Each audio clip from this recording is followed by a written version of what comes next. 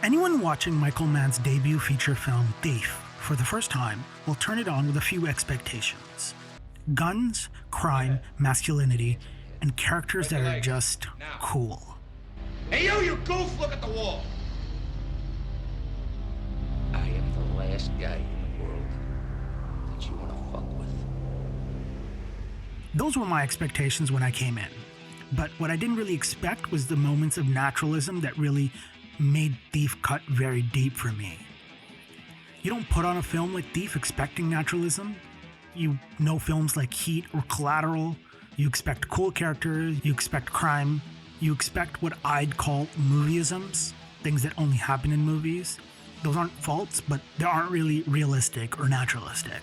I mean, I didn't put on Thief for naturalism, but I really want to talk about what I think's hiding underneath the film that you think you're getting yourself into.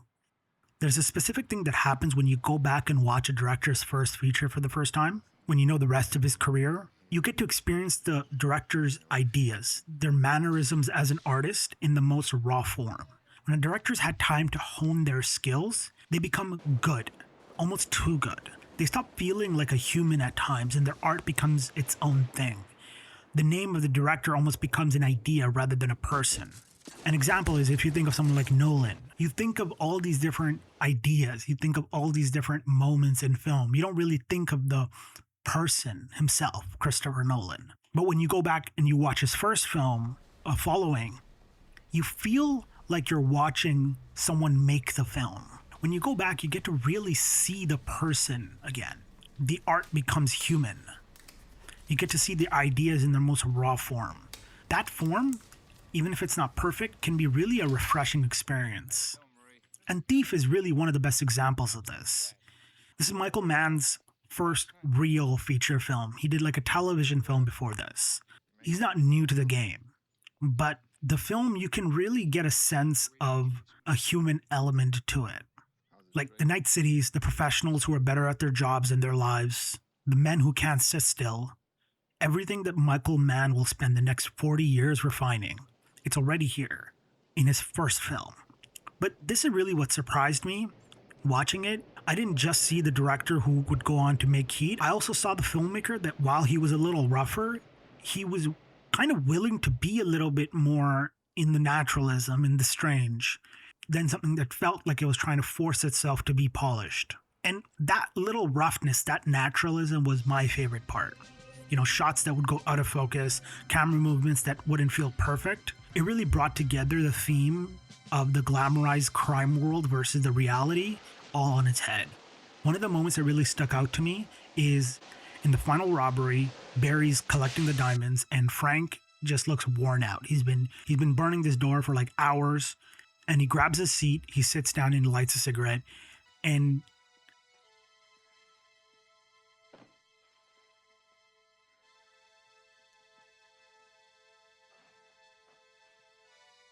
you can just feel like he's done. Like he feels like he's completed his journey. Like everything he's been doing up to this point has been leading to this moment. And it's such a real moment where this film feels like it's been putting on this glamorized charade for so long. And this is one of the moments where the charade's just off. The film feels like it's always on like 80 miles an hour. But when the film goes into the slow moments, it's where the characters stop putting on this charade. It's where they stop approaching the glamorized nature of the crime world and they just try to be human. And I think that's where the film is the best.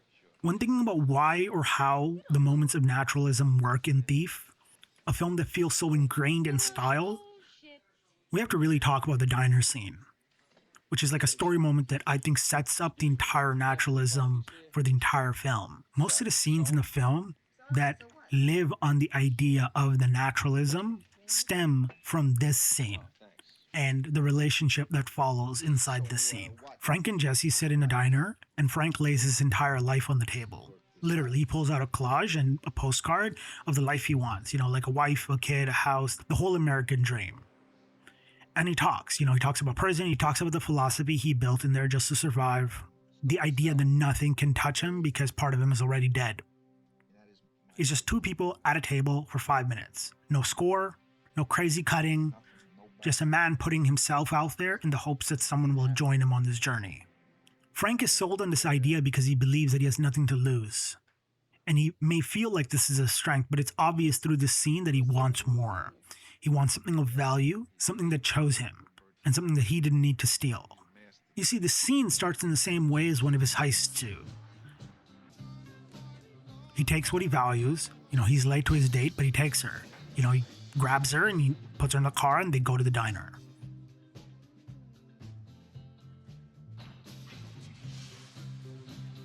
But he realizes that he can't really steal the girl like he does the diamonds in a heist. This makes it more valuable than any loot that he would get in a heist. This is the scene where we get to watch Frank be forced into letting his guard down, dropping the act and be human. The naturalism I was feeling in these quiet beats, it's not just the acting. I think Michael Mann really built it in the root of the film. Part of what makes it work is the fact that he really did cast and really go to Chicago criminals and cops. Apologies if I butcher any of these names. Dennis Farina, who you might know from 100 Things Later, was a real Chicago cop, and this was his first film. And John Stantucci, the corrupt cop who shakes Frank down, was a real jewel thief, and I believe he was Mann's consultant on the break-ins and a genuine burglar. And the safe cracking you're watching is using real tools and real techniques. The thermal lance throwing sparks everywhere, it's actually doing its job. I'm pointing this out because even inside the glamorized world of this, a lot of this stuff is real. It just adds to the element of realism. It adds to the stakes of the film, which then in turn makes the naturalism of the film that much more effective. Something that I wanted to point out is that sometimes when films try to do both the naturalism and the glamorization, they kind of tend to clash. But in this film, they really didn't. Thief is both cool on the surface and really almost like a documentary underneath. The movieisms and the realism are layered. They're not really opposite. They kind of stack on top of each other. The film really became that much more interesting as I kind of sat with it and thought about it. And this is kind of like a telltale sign of what Michael Mann does in his future films as well. They really become his signature. The break-ins aren't really shot like action. They're shot like labor. You watch Frank work the drilling, the lance, the waiting, the sweat, the sheer amount of skill it takes. Michael Mann's really in love with this idea of competence, with people that are generally really great at difficult things. And he lets you sit with it long enough for you to respect it, for you to almost admire it. And the cool almost becomes more than that. It becomes like a characterization. Because for Frank, the work's really the one place where he gets to really be of value. Under all the guns and all the cool, Thief isn't a movie about being cool. It's a man about trying to own himself. The entire American dream that he's striving for really goes against everything that he's good at. It's like two cars going in opposite directions. You can sense the crash coming from a mile away. Frank keeps getting told he belongs to someone. Like Leo the crime boss tells him, you're my son. And it sounds warm until you realize it's a leash. The domestic dream from the diner, the one Frank wants so badly, ironically becomes the thing that's keeping him in chains deeper into the crime world. Him and Jesse can't adopt because of his record. And as a result, they become such an easy place for Leo to come in. And so now he owes Leo everything. The American dream that he's reaching for is almost a bait. This is what makes the ending so interesting, is that Frank really does burn it all down. The house, the car, the dealership. He sends Jesse and the baby away. The collage, the dream, the whole thing. He sets it on fire. Like literally.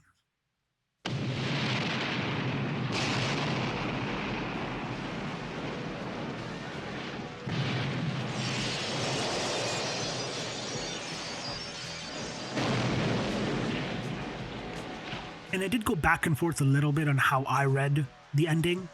Part of me, when I first watched it, was like, okay, this is like almost like a movieism, like a character, kind of a lone man, a shootout, walking into the darkness, kind of like almost like a Western, like someone with nothing to lose.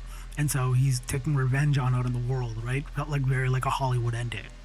But the more I thought about it, my second way of also reading it is that the moment his partner died, I think Frank realized that the only way to really have any control in his future is to have as close to a fresh start as he can.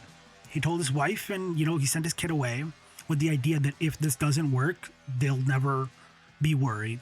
And I think that he burned everything else for a clean slate, and he realized that this mob boss was never going to leave him. The ending is more so his attempt at gaining control again. Because throughout the film, you can almost tell that he thought he was in a lot more control than he was. He thought he was really valuable, and that he was valuable enough that he could even go to a crime boss and tell him off and leave untouched. That was one of the scenes that I'm just like, that's a movieism, because there is no real world where like someone thinks that they could go up to a mafia boss, like a mob boss, and say those things and walk away. And then you kind of realize where it's like, that's the character. He thought he was that good that he could. And that as a result, when the partner dies, it almost like brings him back into reality. His life really does come crashing, and he realizes that he has to start cutting these things before it's too late. So I recommend you go watch Thief, and if you watched it, go watch it again. You'll go in for the crime and for the guns, and because it's cool, and it is really cool. Like the watered down streets and the neon lights. But some of the best moments for me, and I think some of the best moments in general, are the moments of naturalism, of the real moments of the character when he sits down with the cigarette. And it's not about the cigarette, it's about, why are we doing this? Why are we doing anything that we're doing? And the character, why is he committing these crimes? And moments where the character is like, I've done it. Like those real human moments. That's really the film that I fell for. And it's the film that really made something that should have just been like a really fun heist film into something that was really deep for me. So let me know what you guys thought in the comments. And if there's another debut film that you thought was great, let me know what that is, and maybe I can go check it out. All right, guys. See you guys next time. Later.